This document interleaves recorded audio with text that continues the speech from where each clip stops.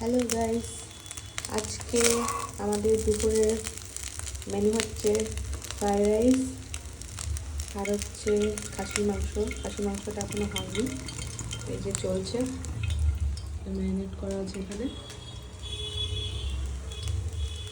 fried রাইসটা হয়ে গেছে,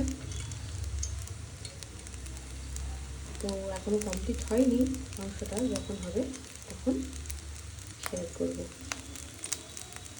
আমাদের রেডি, এই যে ফ্রাইড রাইস, এখানে আলুর দম, এখানে খাসির মাংস আর স্যালাড আর এই রায়তা,